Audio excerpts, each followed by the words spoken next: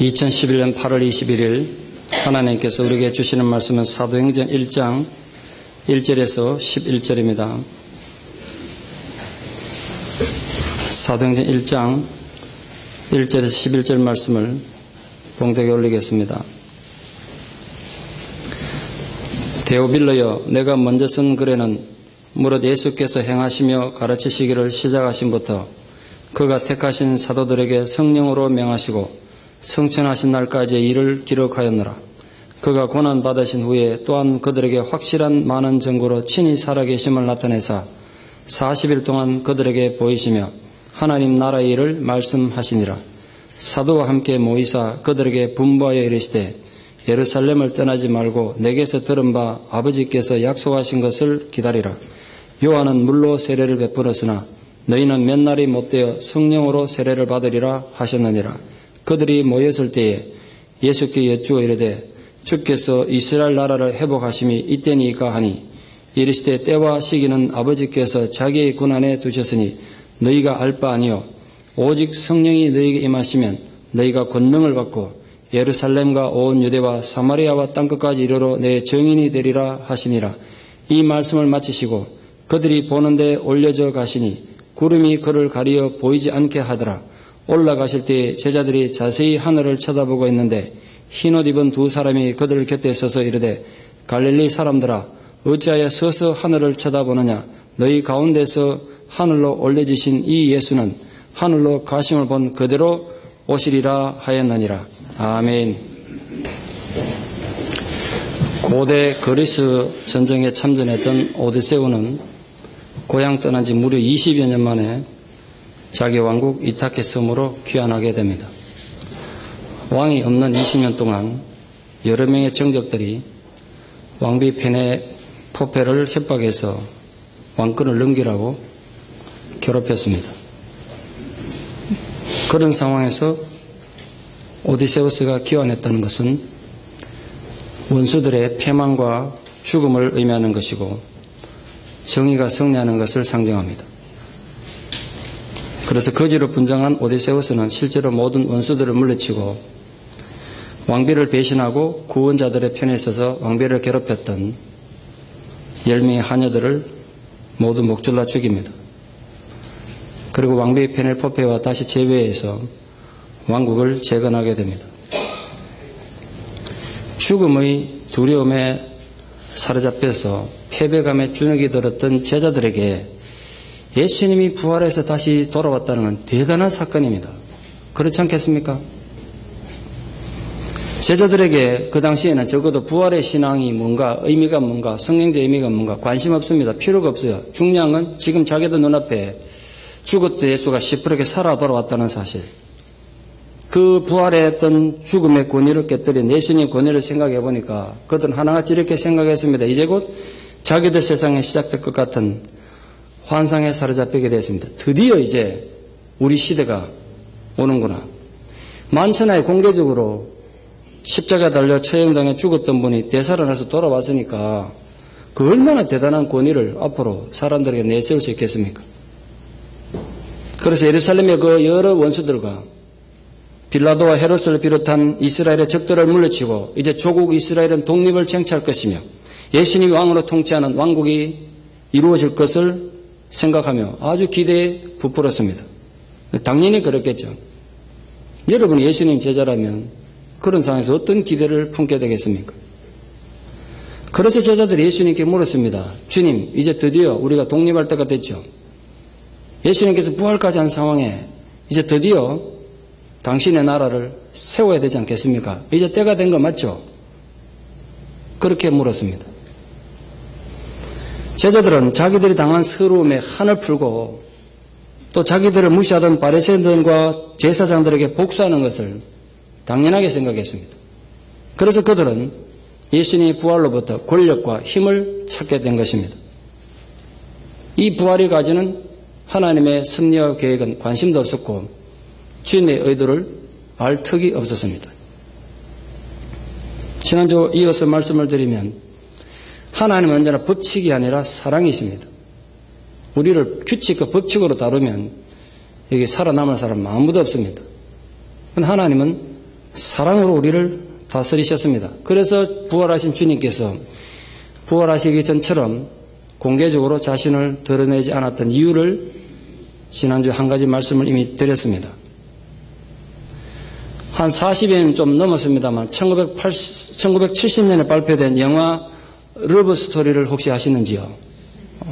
눈싸움 하던 거 기억나십니까?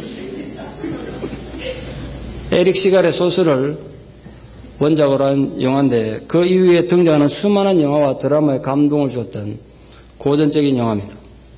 스토리는 아주 단순하죠. 하버드에 다니는 재벌 4세 아들과 레드클리프 여대에 다니는 가난한 고학생의 아주 비극적인 사랑 이야기입니다.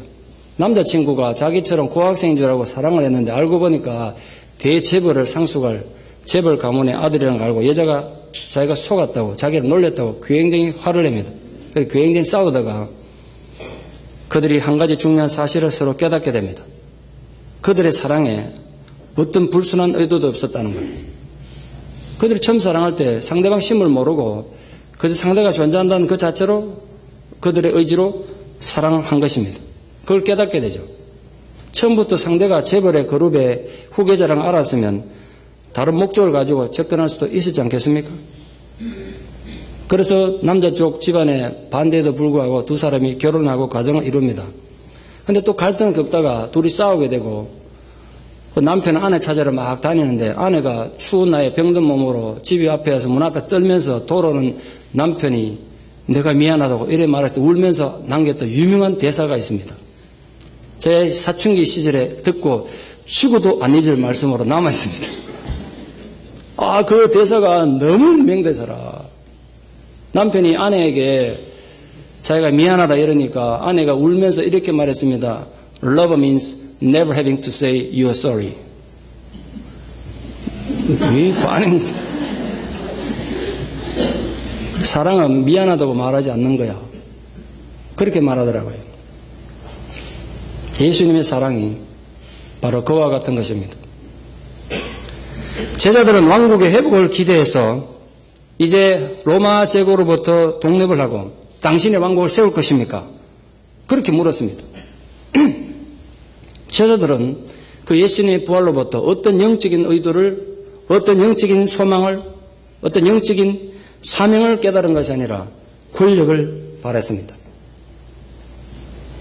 그러나 하나님은 세상을 그렇게 힘으로 다스리지 않으셨습니다. 하나님께서 권력과 힘으로 세상을 다스리기로 작정한다면 그 누가 거부하거나 부정하거나 감히 도전하겠습니까? 그러나 하나님은 우리를 강제하지 않으십니다. 그건 창조 때부터 그러셨습니다.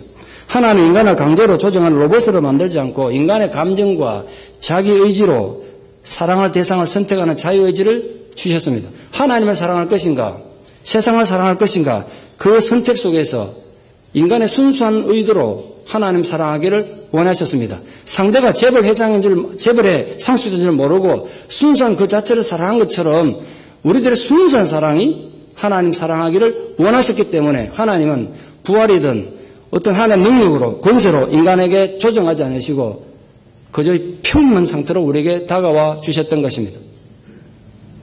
만약 그분이 처음부터 하나님인 줄 알았으면 예수님이 우리 집에 와서 묵은 줄 알았으면 우리 절대로 그렇게 푸대접하지 않았겠죠. 근데 예수님은 절대로 그렇게 안 오세요.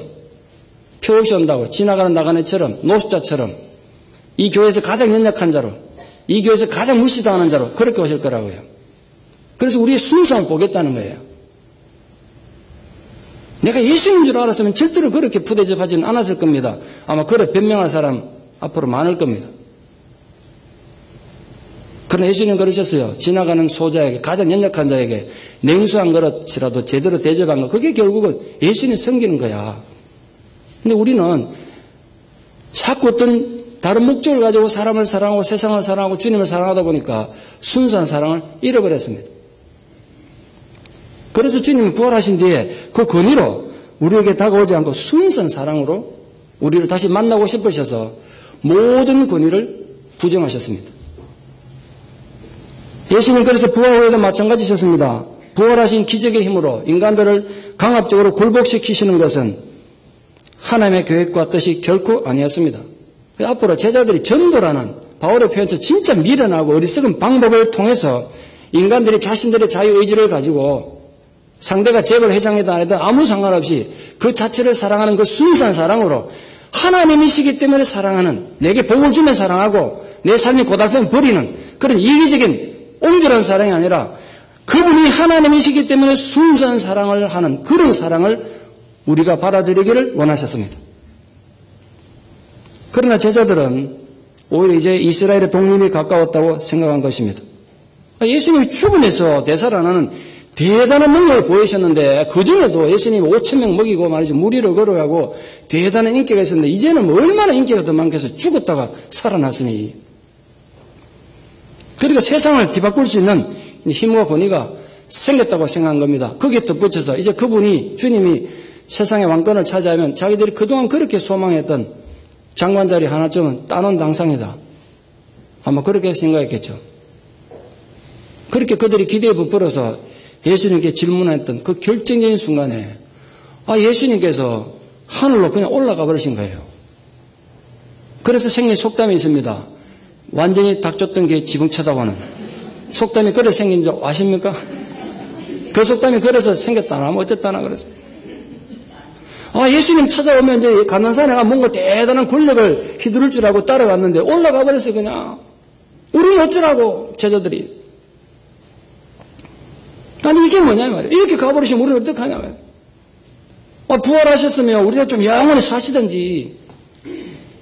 그래서 이 세상을 좀 뭔가 보란듯이 하나 풀고 잘 살아봐야지. 이게 뭐냐 이럴 수가 있나. 이런 생각이 들었을 것 같습니다. 그래서 그런 허탈한 마음에 하나만 뚫어지게 쳐다보고 있었대요. 본문에 보니까. 혹시 예수님 다시 어디에 뚝 떨어지실까봐. 아니면 다시 오실까봐. 그런 기대를 가지고 봤다는 겁니다. 그걸 바라본 천사들이 답답해서 나무랬습니다. 어째서 하늘만 쳐다보고 있느냐. 이 답답한 친구들아. 엉뚱한 데 쳐다보고 있다는 거죠. 천사들의 책망이 바로 그랬습니다. 어째서 하늘만 쳐다보고 있느냐. 왜 예수님만 쳐다보고 있느냐. 이제는 너희들의 새로운 시대가 도래한다. 성령의 시대가 도래했다 이거죠. 교회의 시대가 도래했다. 그럼 너희들은 할 일 안 하고 어떻게 하늘만 쳐다보고 있냐 이거예요. 예수님 약속하지 않았냐. 예수님 가시면 너희에게 성령을 주실 건데 너희가 그 성령을 받아가지고 이제는 예전에 예수님이 이 땅에 계실 때 하셨던 거 너희가 계속 해야 한다는 거예요. 그게 교회의 목적이에요. 여기 이 교회에 나온 목적은 은혜 받고 팔자를 고치기 위해서가 아니라 예수님께서 하셨던 일을 계속 하기 위해서 세크라멘트 한인 장로교는 이 땅에 존재하는 것입니다. 아니면 필요 없어요. 오늘 문 닫아야 돼요. 이 교회의 유일한 목적은 하나님이 하셨던 일을 계속 하기 위해서 존재하는 거란 말이에요. 천사가 지금 그걸 얘기하는 거예요. 너희가 앞으로 계속 해야 될 일을 성령을 받아서 주님이 이 땅에 계속 하셨던 일, 가난한 자를 돌보고 복음을 전파하고 상처받은 자를 치유하고 무너진 자를 이렇게 세우는 그런 일들을 너희가 계속 해야 되는데 하나님을 쳐다보고 있으면 어쩌자는 거냐 이 얘기입니다. 예수님의 성천기사는 예수님 전생애 가운데 가장 설명하기도 어렵고 이해하기도 어렵고 상상하기 어려운 내용인 거 제가 인정합니다. 출생부터 죽음까지는요. 믿음 하나도 없는 사람 읽으면 다 이해됩니다. 소설처럼 이해되잖아요. 그러다가 부활의 단계 가면 인간의 이해 수준을 뛰어넘죠. 죽은 사람이 부활해. 그거 믿기 어려운데 뭐 이렇게 되겠죠. 그러나 부활보다 더 이해하기 어려운 것이 성천입니다. 지금까지 많은 화가들이 예수님의 성천의 장면을 많이 그렸습니다만 완벽하게 성천의 의미를 성공적으로 그려준 그런 그림은 존재하지 않습니다. 예수님 생애를 다룬 많은 영화들이 있습니다. 아주 장엄하고 엄숙한 내용을 그려내고 있습니다. 그런데 그 마지막 장면에 가가지고 예수님 성천하는 장면 가면 이거 묘사를 못해가지고 이때까지 내용이 완전 코미디가 되는 그런 영화들이 많습니다. 우리가 이해하기도 어렵고 설명하기도 어려운 예수님의 성천기사가 안타깝게도 성경에는 너무나 짧게 기록되어 있습니다. 성천이 어떤 의미를 가지는지 성천이 구체적으로 어떤 상황인지에 대한 설명이 한마디도 없습니다. 한 단어도 없습니다. 그래서 이해하기가 어렵습니다. 그런데 이게 우리 신앙 고백 가운데 굳건히 자리 잡고 있단 말이죠. 일반적으로 예수의 성천에 관해서 이해하기 참 힘든 이유는 그 성천이라는 용어 자체에 있습니다. 말 그대로 하늘로 올라간다는 소리인데 성천이라는 말 자체가 저 하늘 어디 가면 천국이 있고 땅속에는 지옥이 있고 그 땅은 그 중간에 어중간한 상태에 있다는 그런 사고의 영향을 받기가 아주 쉽습니다. 이 히브리인들의 사고인데 그런 영향을 받는다고요. 그러니까 어디까지나 상징적으로 말한 것이지 결코 예수님은 우주선 타고 가면 도달할 수 있는 천국으로 가신 게 아니지 않습니까? 어떤 또 어리석은 사람들은 우주선 타고 자꾸 올라가면 하늘나라 저 어디 있을 것처럼 하늘 쳐다보고 있을지도 모르겠습니다. 스푸트니크 1호를 타고 우주에 갔다 와서 인류 최초의 우주인이 됐던 소련의 유리 가가린 소령에게 기자가 물었습니다. 그 우주에 나가보니까 하나님이 계십니까?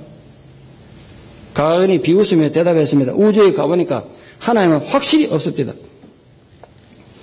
어린아이 같은 생각이지만 우리 또한 우주선 타고 자꾸 올라가면 저 어딘가에 천국이 있을 것 같은 착각을 가집니다.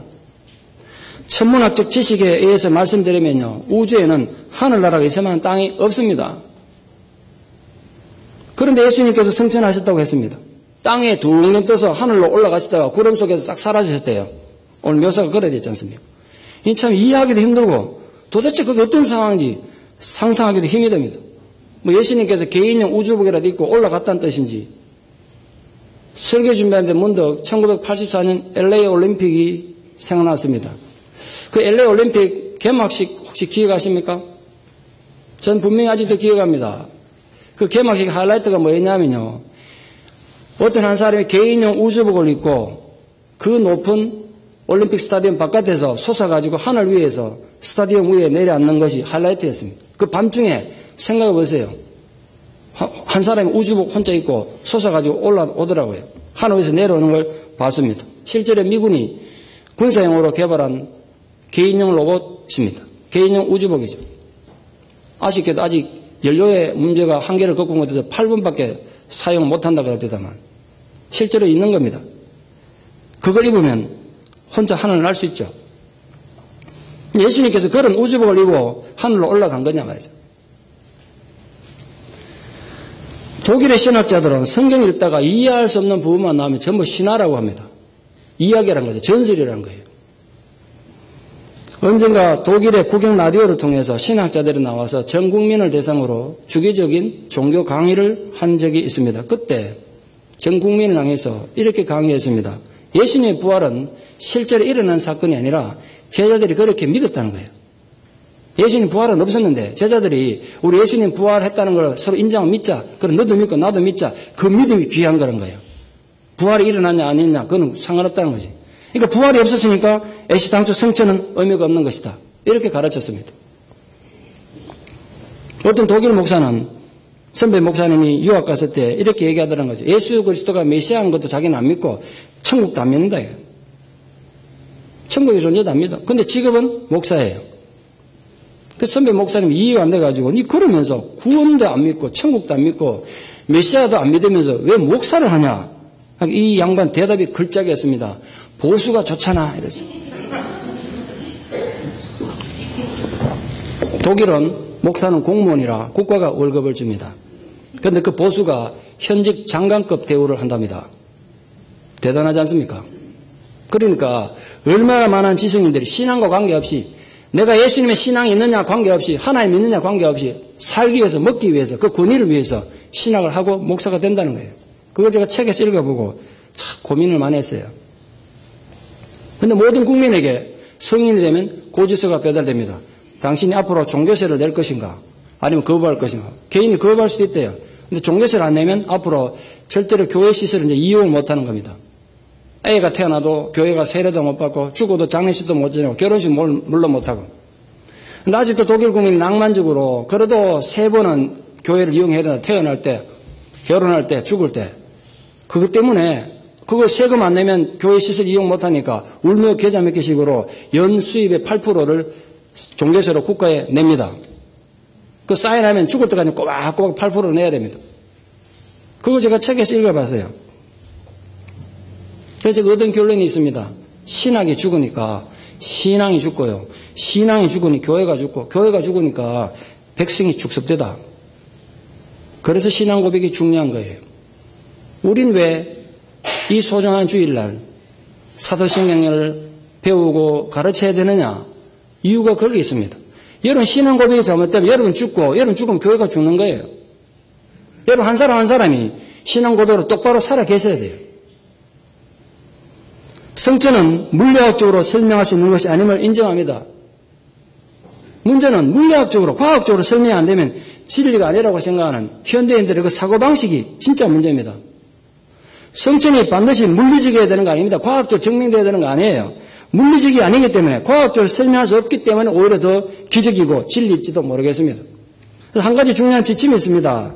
이 성경에서 하늘이라고 말하는 하늘나라라는 건 우리가 알고 있는 세계와는 전혀 다른 차원의 세계를 말하는 거지 물리적으로 어떤 공간을 말하는 것이 아니라고 제가 여러 번 말씀드렸습니다. 천국은 장소의 문제가 아닙니다. 영향력의 문제지. 하나님 말씀이 영향을 주는 통치의 문제라 그랬습니다. 근데 성경에서 성천의 기사만큼 정말 단순하게 기록된 건 없어요. 어떤 수식어도 없고 성천을 의심하는 사람들을 좀 설득하거나 이런 이유 때문에 성천이 이렇게 확실하다 확신시킬 만한 어떤 시도도 하지 않습니다. 그냥 제자들이 바라본 거 기자가 사건을 보고 기록하듯이 그냥 객관적으로 있었던 거 기록했을 뿐이에요. 왜 그랬겠습니까?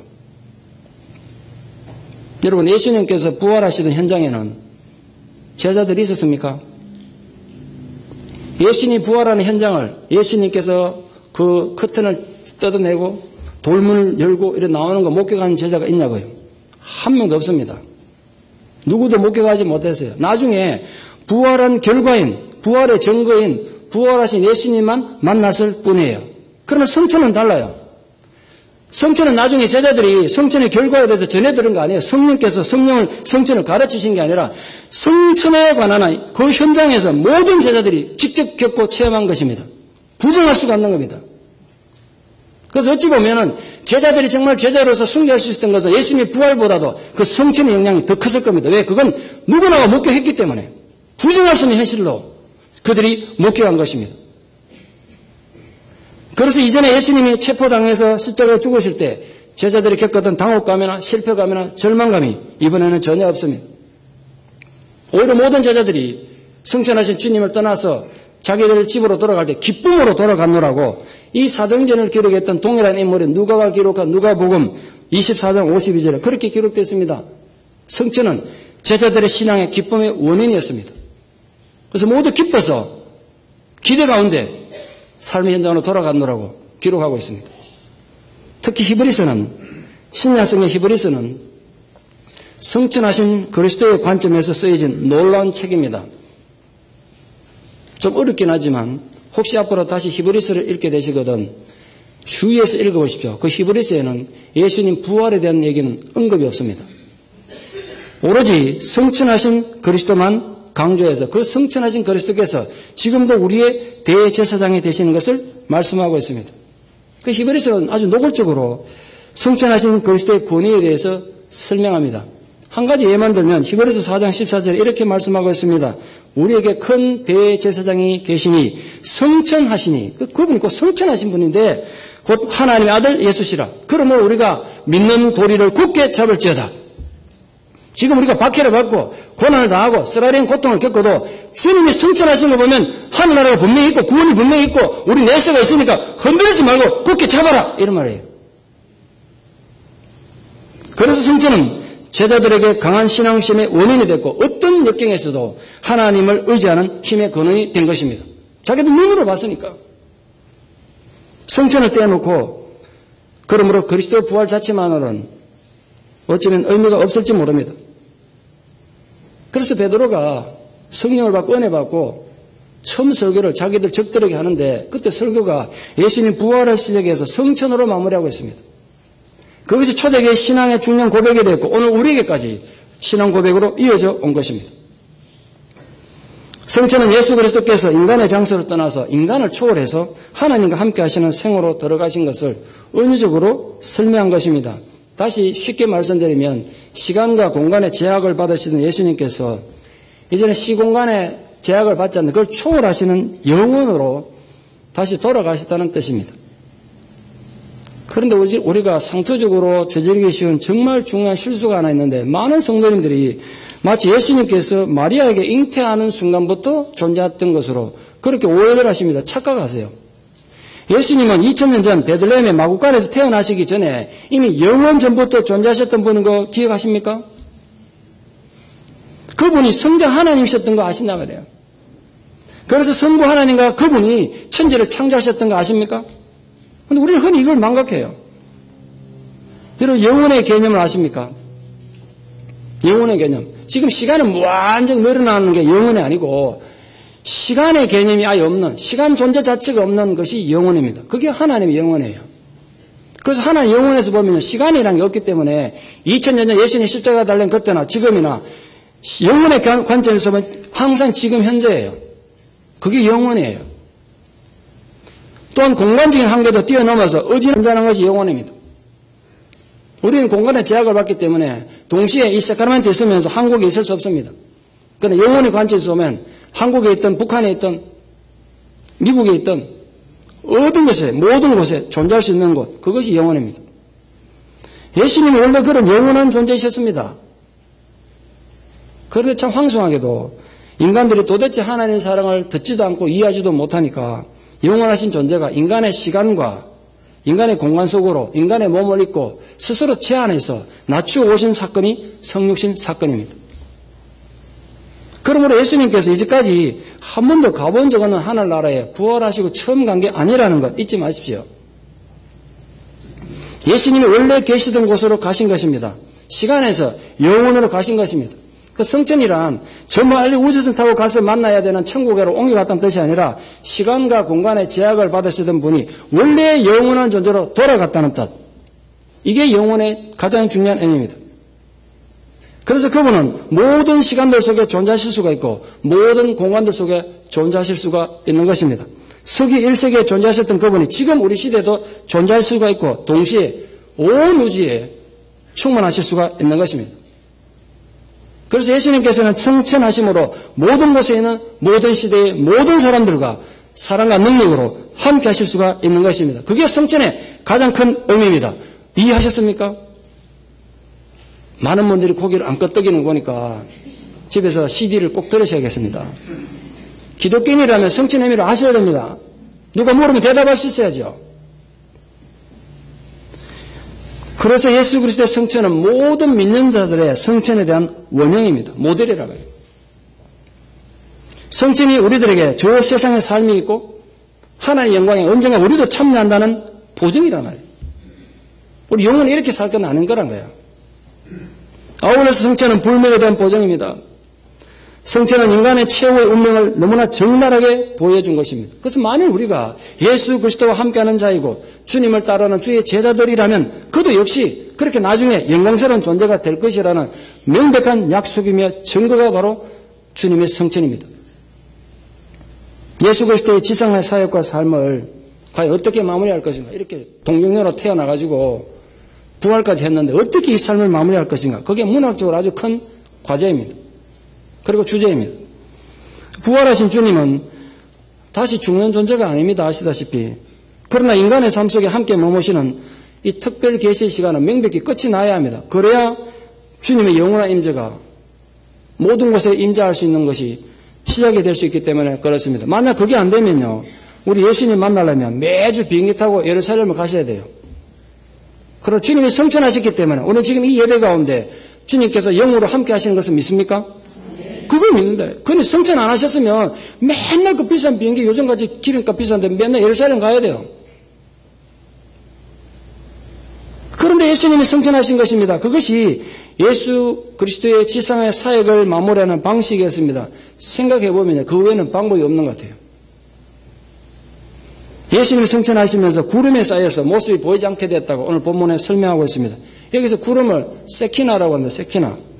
이게 그냥 하늘에 있던 구름을 말하는 것이 아니고 하나님의 영광의 임재를 상징하는 말로 성경에 수십 번, 수백 번 사용된 단어입니다. 몇 가지만 좀 말씀을 예를 들면 변화산에서 예수님께서 정말 영광스러운 존재로 변화되셨을 때 그때 구름 속에 예수님이 가르치고 음성이 들렸다는데 그때 구름이라는 단어가 세키나입니다. 시내산에서 하나님께서 모세와 만나가지고 대면할 때 밑에 백성들은 두루미 떨고 있을 때 구름 가운데 하나님의 영광이 임해가지고 모세와 대면할 때 그 구름이 세키나입니다. 광야에 성막을 펼치니까 하나님이 이곳에 계신다는 증거로 하나님께서 영광의 구름 가운데 임해가지고 백성들이 감히 성전의 함목으로 접근하지 못하도록 만들었던 그 구름이 세키나입니다. 그 예수님이 구름이 덮였다는 의미는 하늘에 보이는 저 구름이라는 의미보다는 바로 그 하나님의 영광으로 덮였다는, 그 하나님의 영광으로 들어갔다는 상징적인 의미를 봐야 타당한 거라고요. 그게 아니면 예수님이 우주인이 돼가지고 하늘로 솟구쳤다는 식으로 곡해하게 되는 것입니다. 성체는 부활하신 몸이 신령한 몸이라는 것을 증명해 줍니다. 부활의 참뜻과 성격은 성체는 있었기 때문에 의미를 가지는 거예요. 예수의 부활은 분명히 죽을 당시의 모습, 그 모습 그대로 부활한 것이 아니라고요. 죽은 모습이 다시 살아나는 회생이 아니라고요. 예수님은. 성천하신 이 예수님은 이 땅에 매여 있어야 될 그런 몸이 아니었습니다. 신령한 몸인데 여기 속한 존재가 아니라고요. 물론 우리 아시다시피 예수님 당시에 죽었다가 다시 살아난 사람이 기록된 것만 3명입니다. 뭐 그 외에 있을 수도 있겠죠. 우리 지난주 살펴봤던 나사로, 나인성이라는 성에 이름 없는 과부의 아들, 그리고 회당장 야이로라는 사람의 딸, 다 죽었다가 예수님 안으로 살아난 존재들입니다. 그러나 그들은 죽기 전에 몸 그대로 다시 회생한 것입니다. 예수님의 부활하신 몸과 다르기 때문에 우리는 그들의 다시 살아난 걸 절대로 부활이라고 말하지 않습니다. 그들은 다시 살아났지만 또 다시 죽어야 될 존재입니다. 그러나 부활하신 예수님은 다시 죽을 존재가 아니란 거죠. 그렇다면 우리는 어떻게 이 땅에서 영원히 살아야 될까요? 부활하신 예수님의 존재를 분명히 설명하신 것이 바로 성천인 것입니다. 성천은 부활의 의미를 정확하게 우리가 알려주는 동기가 되었습니다. 지상에서 주님의 생명이 부활과 함께 이제는 영원한 하나님의 생명으로 바뀌었다는 것이 성천의 정말 중요한 의미입니다. 앞에 살아난 세 사람과 의미가 다르다는 거죠. 그러면서 어떤 학자들은 말하기를 세상에서 제일 불쌍한 사람이, 불행한 사람이 나사로라 그럽니다. 왜냐하면 한 번 죽기도 힘든데 2번 죽은 사람이니까. 그렇잖아요. 나사로는 무덤에서 사흘이나 묻혀 있어서 몸이 썩어서 냄새가 난다 그랬습니다. 그런데도 주님 안으로 되살아났지만 죽기 전에 몸으로 다시 회생한 것뿐이에요. 또 배고프면 먹어야 되고요. 피곤하면 자야 되고 늙고 병들 뿐 아니라 다시 죽어야 될 평범한 육체로 살아난 것뿐입니다. 나사로가 불행한 삶을 살았다고 말한 이유는 그것뿐만이 아닙니다. 한번 생각해 보십시오. 죽음에서 그렇게 다시 살아났으면, 죽다가 그래 살아났으면, 아니 죽다가 살아난 게 완전 죽었다 살아났지 않습니까? 그러면 그 다시 얻은 생명을 의미 있게 살아야 되지 않겠습니까? 그러나 그는 그에게 주어진 새로운 생명, 다시 한 번의 생명을 의미 있게 살지 못한 것 같습니다. 그를 살려준 예수님이 십자가에 그 큰 고통을 당하는데 나사로는 주님을 위해서 어떤 역할도 하지 않은 것은 물론이고 흔적도 보이지 않습니다. 군중들이 예수를 십자가에 못 박으러 외칠 때 다른 사람은 몰라도 나사로는 나서가지고 외칠 수 있어야 되지 않습니까? 뭘 합니까 여러분? 아닙니다. 이 예수님 내가 죽은 지 살이나 돼가지고 시체가 냄새날 때 나를 살리신 분입니다. 이 가운데 내 장례식에 오신 분 있지 않습니까? 내 죽은 거 여러분 알지 않습니까? 내가 어떻게 살았습니까? 이분 때문입니다. 근데 이런 분이 십자가 왜 달려 죽어야 됩니까? 이분은 그렇게 죽어서 않는단 말입니다. 이렇게 외쳐야 했습니다. 그게 여러분 기본적인 의리 아닙니까? 그게 급이라서 못했다고 칩시다. 예수님께서 채찍을 맞으시고 너무 지치셔서 골고다로 십자가조차 지고 갈 힘이 없을 때 아리마대 요셉이 아니라 자기가 대신 십자가라도 좀 져줘야 그게 도리 아니냐고요. 근데 성경 어디에도 전설에도 기독교 역사 안에 죽었다 살아난 나사로 얘기는 없습니다. 많은 전설이 있습니다. 성경에 등장한 인물들이. 근데 나사로에 대한 얘기는 어디에도 없어요. 그 이유는 그가 다시 돌려받은 또 한 번의 삶을 제대로 살지 못했기 때문입니다. 그래서 가장 불행한 사람이라고 비웃음거리로 남았습니다. 문제는 여러분입니다. 여러분은 어떻습니까? 혹시 여러분 중에도 다시 돌려받은 인생을 사시는 분 있습니까? 진짜 육체적으로 죽다 살아난 분도 있을 것이고 심령적으로 환경적으로 죽었다 살아난 분들 있습니까? 그래서 삶의 자세가 얼마나 달라지셨나요? 얼마나 삶의 깊이가 깊어지셨나요? 내가 여기서 한 번만 살려주시면 내가 정말 주를 위해 열심히 살겠다 그랬는데 얼마나 달라지셨습니까? 얼마나 그리스도의 사랑을 깨닫고 사시나요? 혹시나 다시 돌려받은 인생 열심히 엔조이하다 가야지 그렇게 낭비하고 계시지 않습니까? 부활하시고 승천하신 주님 앞에 서면 우리 모두가 자신의 생명의 가치에 대해서, 자신의 생명의 질에 대해서 한번 생각해 보셔야 합니다. 날 때부터 앞을 보지 못하는 아이가 있었습니다. 집안이 가난해서 부모가 아무것도 해줄 것이 없었습니다. 아주 어렵게 아이를 키웠습니다. 아들이 15살 되던 해 자선단체의 도움으로 수술을 받게 됐고 기적처럼 눈을 뜨게 됐습니다. 난생 처음 눈을 뜬 아이에게 세상은 신비한 그 자체였습니다. 한번 생각해 보시죠. 평생 아무것도 못 보다가 눈을 뜨고 자연을 볼 때 그 자연이 얼마나 아름답겠어요. 부모가 아이를 데리고 숲속으로 갔습니다. 대자연을 보여주기 위해서. 15년생에 처음으로 보는 자연은 너무나 아름다웠습니다. 그때 이 아들이 어머니 보고 원망했어요. 감사한 게 아니라 이렇게 원망했습니다. 엄마, 왜 나에게 그동안 이렇게 아름다운 세계가 있다는 걸 말해주지 않았어요? 그랬으면 내가 그때 좀 덜 슬프고 덜 외로웠을 텐데 세상이 이렇게 아름답다는 걸 왜 말해주지 않았어요? 엄마가 울먹이며 대답했습니다. 난들 왜 말해주고 싶지 않았겠니? 그런데 내가 말한들 설명한들 네가 알아들을 수 있었겠느냐? 저 푸른 하늘을 봐. 저 석양해지는 바다를 봐. 저걸 어떻게 말로 설명하겠느냐? 바라보고도 설명하기 힘든데. 그때서야 아들이 수긍하고 엄마에게 미안하다고 말했습니다. 마찬가지입니다. 여러분이 만약 영적인 소경이라면 육신의 눈은 뜨고 보지만 영적으로 눈이 감겨져 있다면 얼마나 아름답고 위대한 하나님의 세계가 있는지 모르고 사는 것입니다. 그래서 절망하고 고통당하고 눈물 흘리며 아파합니다. 그래서 우리도 예수님 성천하신 그곳에 이르러서는 이 소년처럼 주님에게 원망하고 따질지 모릅니다. 아이고 하나님, 주님, 세상에 이렇게 아름다운 세계가 있다는 걸 왜 우리에게 진작 알려주지 않았습니까? 그렇다면 내가 좀 덜 원망하고 덜 고통받고 덜 좌절하고 덜 비참하게 살았을 텐데. 그렇게 말하실 분들 많을 겁니다. 앞으로. 그때 주님이 말씀하십니다. 내가 너에게 얼마나 말해주고 싶었겠느냐. 그런데 너의 눈이 감겨져 있는데 어찌 그걸 깨달을 수 있었겠느냐. 어쩌면 우리는 오늘도 그런 베일에 사여 눈뜬 장님으로 살고 있는지도 모르겠습니다. 그래서 모든 것을 다 이해할 수 없습니다. 그때 그 고통스러운 일이 왜 내게 일어났는지, 왜 나에게 이런 불행이 닥쳐서 내 가슴을 도려내는 아픔을 겪게 하는지 지금은 다 이해할 수 없습니다. 그래서 그걸로 보는 것처럼 희미하지만 그때는 얼굴과 얼굴을 대면하게 보듯이 모든 것을 완전하게 이해될 날이 반드시 올 것입니다. 하나님의 섭리가 얼마나 위대하며 하나님의 영원한 세계가 얼마나 아름답고 기쁨이 넘치는 곳인지를 알게 될 것입니다.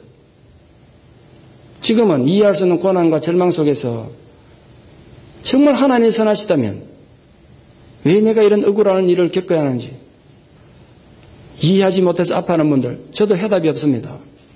제가 할 수 있는 거라고는 같이 아파하고 눈물 흘릴 수 있는 것밖에 없습니다. 그러나 제가 하나 믿는 것이 있습니다. 지금은 당신이 이해하지 못하고 내가 이해하지 못하는 고난이지만 언젠가는 이해할 날이 올 거라는 걸 믿습니다. 저는 그 약속을 붙들고 삽니다. 그래서 우리 주님 앞에 가서 함께 그 이해할 수 있는 고통의 해답을 찾아봅시다. 그리고 주님으로부터 들어봅시다. 내가 그때 왜 그렇게 억울한 일을 당해야 했는지. 예수님의 성천기사에 또 다른 큰 의미가 있습니다. 왜 예수님께서 계속해서 제자들을 붙들어 주시고 왼쪽으로 가라 오른쪽으로 가라 앉아라 일어서라 시시콜콜 간섭하지 않으시고 부은 그냥 떠나버렸습니다. 제자들로 하여금 좀 더 성숙한 신앙인, 책임지는 신앙이 되시게 하기 위해서 주님은 떠나셨습니다. 분명히 주님이 그렇게 제자들 두고 성천하신 데는 교육적인 의미가 있다고, 훈련의 의미가 있다고 저는 믿습니다. 부모가 말입니다. 자식을 너무 사랑하고 아껴가지고 맨날 숙제도 대신해주고 모든 일을 대신해서 알아서 해결해주면요, 애가 자립심도 없고 독립심도 없어가지고 사회성에 문제가 생겨서 결국은 불행해지는 거 아시죠? 그런데 부모의 눈먼 사랑, 그렇게 자식을 망칠 때도 참 많습니다. 그래서 자식을 사랑하는 부모일수록 때로는 혼자서 문제를 해결하도록 아픔 속에 두고 떠나는 것입니다. 그런 자식들이 형제가 싸울 때 부모가 다 달려들지 마세요. 애들끼리 저거끼리 싸우다 울면 엄마 아빠 소방차야 그대로 달려가. 그러면 애들이 절대로 문제를 스스로 해결 못합니다. 봐가지고 진짜 피 안 흘리면 그냥 두세요. 진짜입니다. 애들이 피 안 흘리고 그것도 그냥 두세요. 그 고통을 겪으면서 인간성을 배우고 세상을 배우는 거예요. 그때마다 부모가 다 해결해 줘버리면요. 애는요 정말 옹졸한 인간이 돼요. 사회성이 없는 인간이 된다고요. 그 영을 떠나가지고 자녀 양육에서도 그러면 안 된다고요. 마찬가지입니다. 영적으로는 더욱 중요하죠.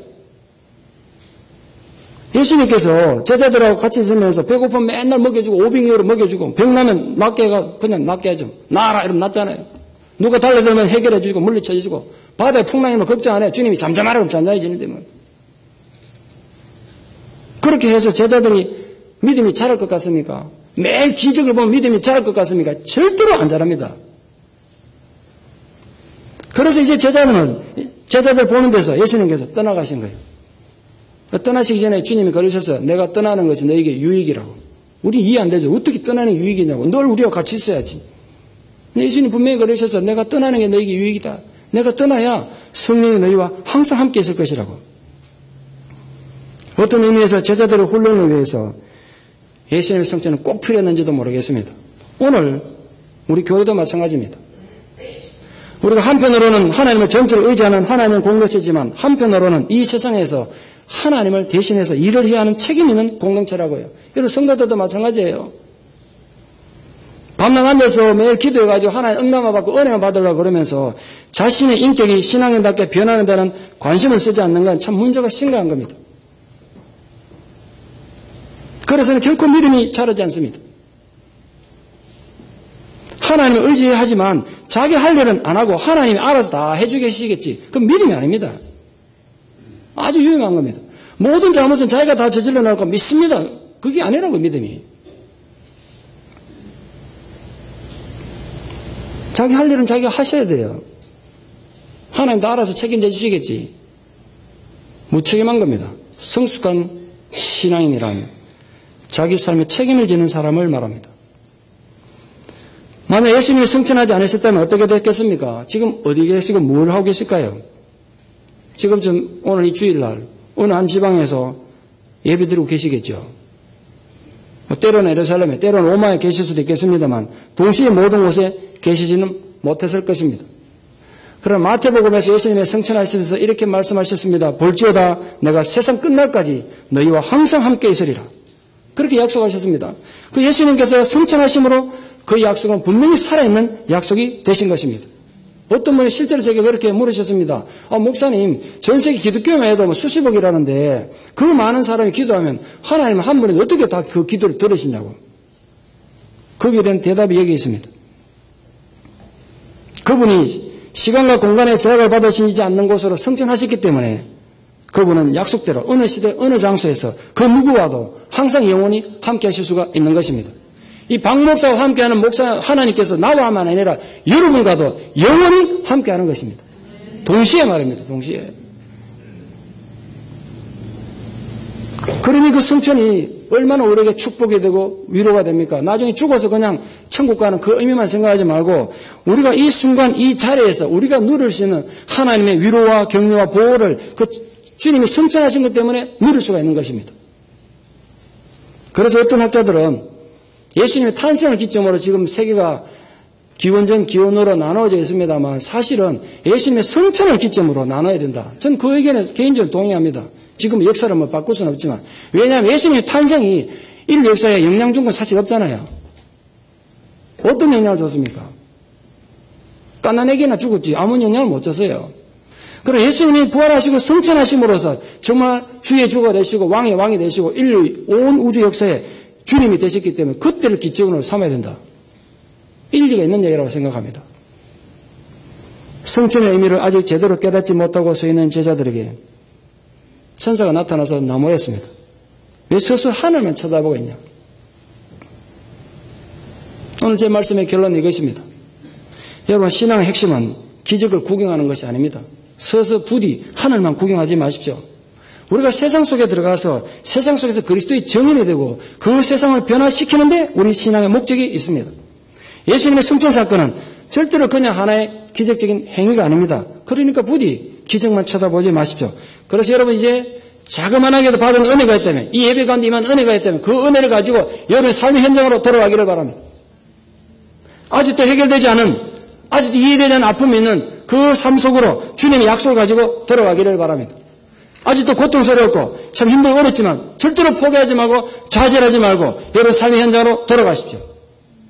그리고 그 주님 계신 그곳에 나도 있게 될 것이라는 그 약속을 붙들고 여러분 현재에 닥치는 거센 풍랑에 맞서서 열심히 눈을 저어가기를 바랍니다. 아직은 아니지만 그 언젠가 여러분의 그 거치고 힘든 항해가 끝나는 날 벗은 발로 달려나와서 여러분을 마중해 주실 그분을 기대하십시오. 주님 분명히 그러셨습니다. 내 아버지 집에는 쉴 곳이 많다고. 내가 먼저 가서 너희들을 위해서 처소를 예비하겠다고 분명히 말씀하셨습니다. 지금 주님은 저와 여러분을 위해서 우리가 계실 그 영원한 곳을 준비하고 계신단 말이죠. 그러므로 우리 언젠가 모두 주님이 준비하신 그곳으로 갈 것입니다. 육신의 장막을 벗는 그 어느 날 우리가 눈을 떴을 때 바로 주님이 성천하신 그 영원한 나라에서 우리의 성천도 이루어지는 감격이 있기를 진심으로 축원합니다. 기도드리겠습니다. 하나님의 은혜와 사랑을 진실로 감사드립니다. 이 놀라운 주님의 성천의 사건으로 인하여 우리의 영원한 약속이, 우리의 내세가 얼마나 소중한 것인지 우리가 깨닫게 됐습니다. 주님의 성천의 약속으로 인해서 우리가 현실적으로 이해할 수 없고 받아들일 수 없는 고통과 배신과 억울함이 극복되어질 수 있음을 믿습니다. 지금 육신의 질병으로 삶의 고달픈 질고 때문에 정말 마음이 무너진 모든 분들이 이럴 때 정말 하나님 나 좀 도와주시면 좋겠다고 처절하게 울부짖는 모든 성도들의 눈물의 기도 가운데 내가 너희와 영원히 함께 하시겠다는 성천하신 주님의 약속이 부어짐으로 우리 모든 성도들이 그 성천의 감격을 누릴 뿐 아니라 함께 이후에 그 성천에 참여하는 자가 되게 하여 주시옵소서. 예수님 이름 받들어 기도드리옵나이다. 아멘.